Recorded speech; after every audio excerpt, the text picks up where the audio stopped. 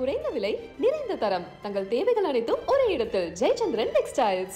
ரிச்சா கங்கோபாத்தியான்னு ஒரு நடிகை வந்தாங்க, பெங்கால் நடிகை. தனுஷ் கூட மயக்கம் என்ன படத்தில் நடிச்சாங்க. தனுஷ் கூட நடிச்சாங்கன்னு சொல்லும் போதே அப்போ சிம்பு கூட நடிச்சிருப்பாங்களான்னு கேள்வி வருது. சிம்பு கூட ஒஸ்தி படம் பண்ணாங்க. ஆனால் அதுக்கப்புறம் அவங்க படமே பண்ணல, இப்போ கிளம்பிட்டாங்க.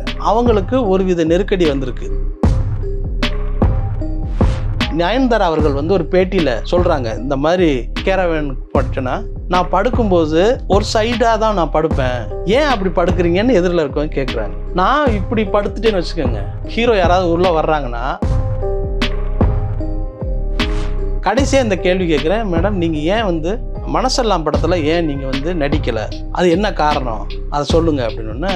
அவங்க சிரித்தாங்க. சிரிச்சுட்டு இந்த கேள்வியை அந்த படத்தோட ப்ரொடியூசர்கிட்டையும், அந்த முக்கியமான ஒரு கிரிக்கெட் வீரர், அவர் எல்லாருக்கும் தெரிஞ்சவர், அவர் வந்து இவங்க தேடி ரவுட்டைலாவை தேடி அவங்க தங்கியிருக்க ஹோட்டலுக்கு வந்த நைட்டில் ஒரு 10 மணி போல் வந்து அவர் வந்து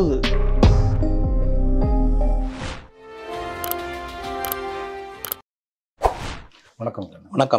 டாக்டர் காந்தராஜோட பேட்டி ஒன்று இப்போ ரொம்ப சர்ச்சையாயிருக்கு. அதில் வந்து ஒரு குறிப்பாக நடிகைகளை பற்றி வந்து நிறைய பாலியல் தொழிலாளிகள் மாதிரி ஒரு வார்த்தை யூஸ் பண்ணுறாரு. அந்த வார்த்தை இப்போ நிறைய பேர் யூஸ் பண்ணுறது இல்லை. அது மாதிரி ஒரு பேட்டி கொடுத்துருக்காரு. வந்து அதை நடிகர் சங்கம் எதிர்த்திருக்காங்க. வந்து அவங்க ஒரு புகாரும் தெரிவிச்சிருக்காங்க. அதை பார்த்தீங்களா? பார்த்தோம். முதல் முறையாக பொதுவெளியில் ஒரு நடிகைகளை பற்றி ஆபாசமாக பேசின ஒரு விஷயத்துக்காக இவ்வளவு சீக்கிரமாக ரியாக்ட் பண்ணது முதல் முறை. இதுதான் ஃபஸ்ட் டைம். ரோஹிணி அவர்கள் வந்து இது போலீஸில் புகார் பண்ணியிருக்கிற விஷயமே நல்ல விஷயம். இப்படி வந்து ரியாக்ட் பண்ணாதான் இந்த மாதிரி விஷயங்கள்லாம் வந்து முதல்ல தடுக்கப்படும். ப்ரெஸ் மீட்டில் ரோஹிணி பேசியிருக்காங்க. இதை ஒட்டி என்ன ஆயிருக்கு அப்படின்னா, நடிகைகள்னாலே வந்து அவங்க அட்ஜஸ்ட்மெண்ட்டுக்கு ஒத்துக்கிட்டவங்க, கிட்டத்தட்ட பாலியல் தொழிலாளிகள்ங்கிற மாதிரி ஒரு பிம்பம் வெளியே உருவாகிருக்கு அப்படிங்கிறத சொல்கிறாங்க. சில விஷயங்கள் ஏதோ ஒரு இடத்துல நடக்கும்.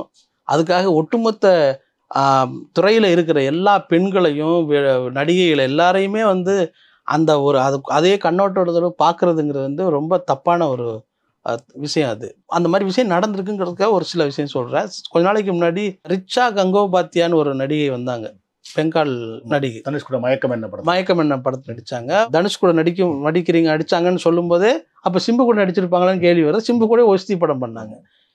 ஆனால் அதுக்கப்புறம் அவங்க படமே பண்ணல, இப்போ கிளம்பிட்டாங்க. அவங்களுக்கு ஒருவித நெருக்கடி வந்திருக்கு. அது யாரால் வந்துச்சுன்னு தெரியல. அவங்க வந்து இங்கே இருந்த உடனே தெலுங்கில் நடித்தாங்க, அப்படியே சினிமா விட்டே போயிட்டாங்க. ஏன்னா அவங்களுக்கு வந்து அது நெருக்கடி வந்திருக்கு. அதை வந்து அவங்க வந்து சிலர் மூலமாக கேள்விப்பட்டது தான் நமக்கு.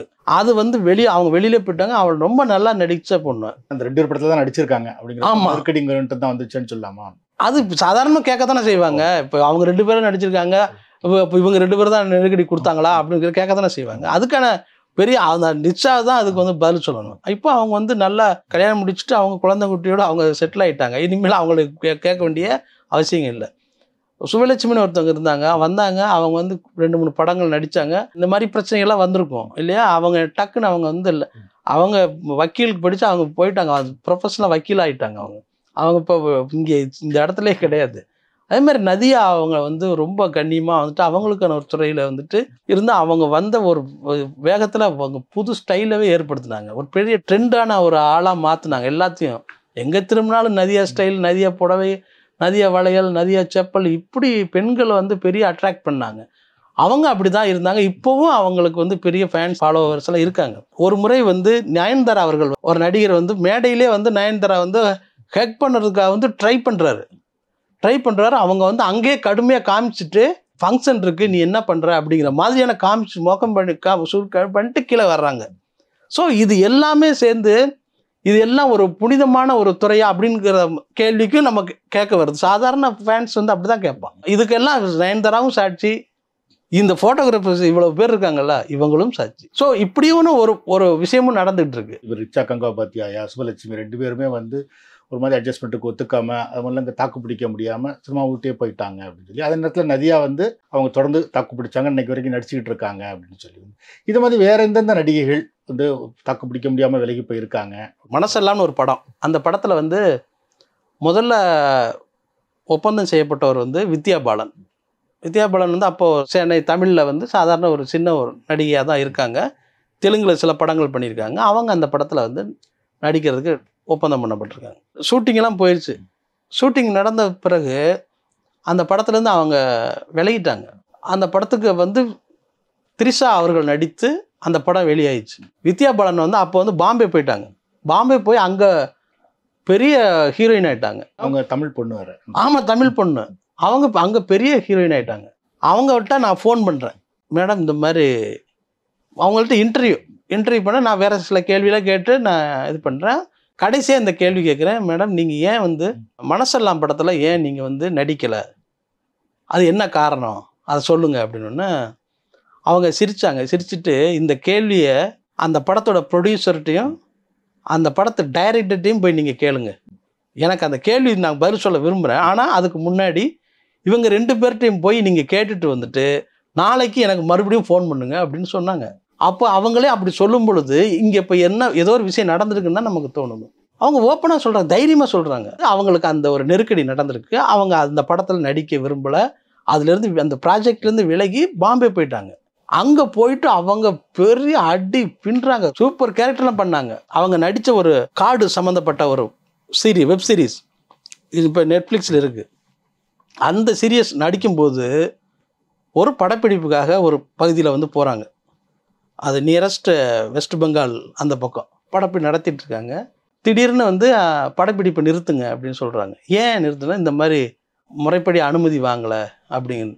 ஏன் பர்மிஷனை வாங்கிட்டீங்கல்ல அப்படின்னு. வாங்கியாச்சு மேடம், என்னன்னு தெரியல அப்படின்னு.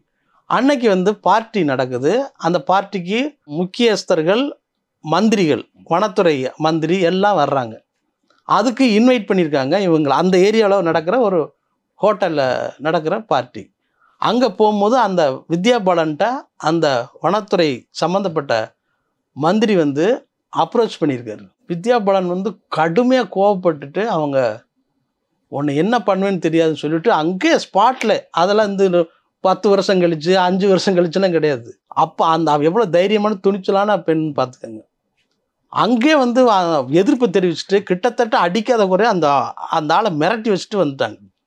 வந்து என்ன பண்ணுறாங்க, அந்த ஆள் என்ன பர்மிஷன் தர்றது, இந்த ஷூட்டிங் நடத்தியே ஆகும்னு சொல்லிட்டு அதே ஷூட்டிங்கை வந்து அதே வனத்துறை செட்டப்பில் வேற ஒரு இடத்துல வந்து பர்மிஷன் வாங்கி நடத்தி அவன் வந்து மிரட்டியிருக்காங்க. இந்த மாதிரி நீ எப்படி படம் நடிக்கிறேன்னு பார்ப்போம், நான் எப்படி இந்த படத்தை வெளியிட்டு காமிக்கிறேன் பார்ப்போம்னு சொல்லிட்டு அந்த ஷூட்டிங்கை வந்து நல்லபடி நடித்து கொடுத்துட்டு அது வெளியே வந்துருச்சு. இப்படி ஒரு பொண்ணு இருந்திருக்காங்கல்ல, இதை நம்ம பாராட்டணுமா இல்லை? வித்யா பாலன் தமிழ் பொண்ணு, தமிழ் படத்தில் நடிக்கிறதுக்கு அவங்களுக்கு நடந்த முறைகேடான ஒரு விஷயத்தை எதிர்த்து பாம்பே போயிட்டாங்க.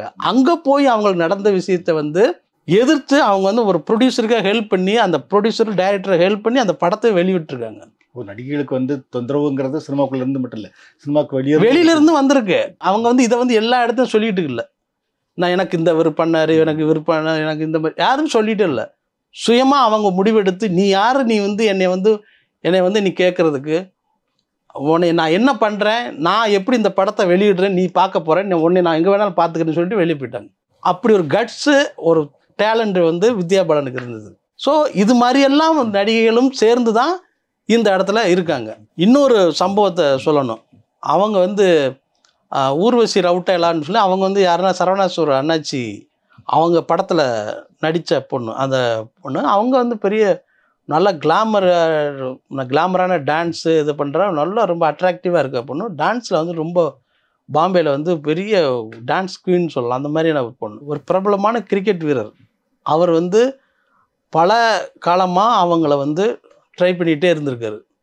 அவர் வந்து அவங்க தங்கியிருக்க ஹோட்டலுக்கே வந்துட்டார். முக்கியமான ஒரு கிரிக்கெட் வீரர் அவர், எல்லாருக்கும் தெரிஞ்சவர். அவர் வந்து இவங்களை தேடி, ரவுட்டேலாவை தேடி அவங்க தங்கியிருக்க ஹோட்டலுக்கே வந்தார். நைட்டில் ஒரு 10 மணி போல் வந்து அவர் வந்து ரிசப்ஷனில் இருந்துட்டு ஃபோன் பண்ணிகிட்டே இருக்கார். இவங்க வந்து எடுக்கவே இல்லை, இந்த பொண்ணு எடுக்கவே இல்லை. ஹோட்டல்லாம் வந்து அவர் வந்து ரிசப்ஷன்லாம் எழுந்து நிற்கிறாங்க. ஏன்னா அவர் முக்கியமான கிரிக்கெட் வீரர், ஜாலியாக செல்ஃபியில் எடுத்துகிட்டு இது பண்ணுறார். ஆனால் சார் உங்களுக்கு என்ன வேணும் ஹெல்ப் பண்ணுறார். அவர் எதுவுமே சொல்லலை, ஃபோன் பண்ணிகிட்டே இருக்கார். கிட்டத்தட்ட 15-20 காலுக்கு மேலே பண்ணிவிட்டு எடுக்கலைன்னு சொன்னோன்னா போயிட்டார். மறுநாள் காலையில் அதை வந்து ஊர்வசி வந்து வெளியிலே சொல்லிட்டாங்க. அவங்க வெளியில் வந்து இந்த மாதிரி பண்ணாங்க. ஆனால் நான் வந்து அவாய்ட் பண்ணணும்னு நினைக்கல, எனக்கு வந்து ரொம்ப ஷூட்டிங் டயத்தில் நான் வந்து டயர்டில் படுத்துட்டேன் அப்படிங்கிறத வந்து அவங்க சொல்லியிருக்காங்க. ஸோ நீங்கள் வந்து எல்லா இடத்துல இருந்தும் இவங்களுக்கான அப்ரோச்சுங்கிறது வந்திருக்கு.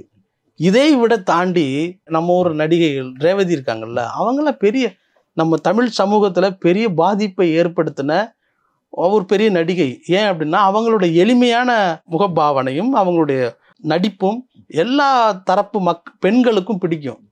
அந்த மாதிரி நடித்து அவருங்க வந்து என்ன பண்ணிட்டாங்க, வெளியில் போகிறாங்க. அந்த முதல்ல அறிமுகத்தில் தான் அவங்களுக்கு பெரிய பிரச்சனை. ஒரு நல்ல டேலண்டடாக தான் நடிக்கிற நல்ல திறமையுள்ள பொண்ணுன்னு தெரிஞ்சப்ப நிறைய படங்கள் பண்ணுறாங்க. அவங்க வந்து படம் பண்ணிவிட்டு அவங்க வந்து தனியாக வந்து அவங்களோட திருமணம் நடக்கும் பொழுது அவங்க திருமணத்துக்கு படத்தோட டைரக்டரே கூப்பிடலை. அவங்க யாரை அறிமுகப்படுத்தினாங்களோ அவங்களே கூப்பிடலை. அந்த பொண்ணு அந்த கல்யாணத்துக்கு போன ஒரே ஒருத்தர் வந்து மோகன் மட்டும்தான், அவருக்கு தான் இன்வைட் பண்ணாங்க. ஸோ இப்படிப்பட்ட நல்ல டேலண்டட் துணிச்சலான நடிகைகள்லாம் இருக்காங்க. நடிகர் சங்கம் வந்து நடிகைகள் சம்மந்தமாக காந்தராஜ் பேசினார் அப்படின்னு சொல்லி காந்தராஜ் மேலே புகார் தெரிவிச்சிருக்காங்க. இப்போ இதில் நம்ம நேற்று கூட போலீஸ் ஆஃபீஸர் பீட்டு எடுத்தோம். அவர் என்ன சொல்கிறாரு, அந்த நடிகைகள் எல்லாருமே நிறைய சொல்கிறாங்க, பரபரப்புக்காக சொல்கிறாங்க வந்து, ஆனால் யாருமே போலீஸ் ஸ்டேஷனில் போய் புகார் தெரிவிக்க மாட்டேங்காங்க. நாளைக்கு கோர்ட்டு கேஸுன்னு போலீஸ் தானாக வழக்குகள் பதிவு செஞ்சாலும் இவங்க வந்து சாட்சி சொல்ல மாட்டாங்க அப்படின்னு சொல்கிறாங்க. ஏன் இந்த நடிகைகள் வந்து இவ்வளோ பேசுகிறவங்க ஏன் போலீஸ் ஸ்டேஷனுக்கு போக மாட்டேங்காங்க? இப்போ நானே வந்து நமக்காக ஒரு பேட்டி எடுக்கிறதுக்காக சில நடிகைகளை வந்து நமக்கு நெருங்கிரமான ஃப்ரெண்டாக இருக்கிற நடிகைகளை வந்து நம்ம அப்ரோச் பண்ணுறோம். அப்போது அவங்க சொல்கிறது என்ன விஷயம் தெரியுமா, மலையாள சினிமாவில் இல்லை கண்ணன், தமிழ் சினிமாவில் நிறைய நடக்குது, அதை நான் சொன்னால் நாளைக்கு எனக்கு பட வாய்ப்பு கிடைக்காது. இதை ஓப்பனாகவே சொல்லிட்டாங்க. நம்ம திரும்ப மறுபடியும் நீ இல்லை, நீங்கள் பரவாயில்ல, உங்களுக்கு வாய்ப்பு கிடைக்காட்டி பரவாயில்ல, நீங்கள் வந்து சொல்லுங்கள் அப்படின்னு நான் சொல்ல முடியும்? அப்படி சொல்ல முடியாது. நீங்கள் நேரடியாக போலீஸில் போய் நீங்கள் வந்து மீடியாவிலே சொல்ல முடியாத, இது மீடியாங்கிறது புகார் இல்லை, அவங்களுக்கு நேர்ந்த அனுபவத்தை பகிர்ந்துக்கிறது. இந்த இடத்துலையே அவங்க அதை சொல்ல தயங்குறவங்களுக்கு சட்டப்படி நடவடிக்கை எடுத்தால் என்ன நடக்கும்? அவங்க இந்த துறையிலே இருக்க முடியாது. ஆனால் அதுக்காகவே அவங்க வர்றாங்க. அவங்க சினிமாவில் வந்து நாம் அவனோட டேலண்ட்டை காமிக்கணும் அப்படிங்கிறதுக்காக தானே வர்றாங்க. அப்படி வந்து வர்றவங்களுக்கு இந்த ஒரு குடும்பம்னு ஒன்று இருக்குது. நீ ஏன் அங்கே நடிக்க போனேன்னு கேட்பாங்க. ஏன் போலீஸ் ஸ்டேஷன் வரைக்கும் போகிற, ஏன் நடிக்க போனேன்? சில பேர் நல்லா படித்து டேலண்ட் உள்ளவங்கெல்லாம் அதை விட்டுட்டு நடிக்க வந்தவங்களாம் இருக்காங்க. அவங்களுக்கெல்லாம் இது ஒரு பெரிய இடைஞ்சலாக தானே இருக்கணும். சுசிசி லீக்கில் வந்து எப்படி அவ்வளோ ஃபோட்டோ வந்துச்சு? இது எல்லாம் நடிகைகள் சம்மந்தப்பட்ட விஷயம் தானே. யாரும் போய் இங்கே பொது ஆளில் வெளியில் இருந்தால் ஒருத்தவங்க ஃபோட்டோ எடுத்தான், அவங்களே எடுத்துக்கிட்ட ஃபோட்டோ தான் வருது. அனிருத் ஆண்ட்ரியா கிஸ் பண்ண ஃபோட்டோவில் இன்னமும் இருக்குது. அதெல்லாம் வந்து நீங்கள் என்ன பண்ணுவீங்க? இது யார் செஞ்சது? பொது வெளியில் இருக்க வேணா செஞ்சா? அவங்களே பண்ணாங்க, அவங்களே பண்ணி அவங்களே வெளியிட்டாங்க.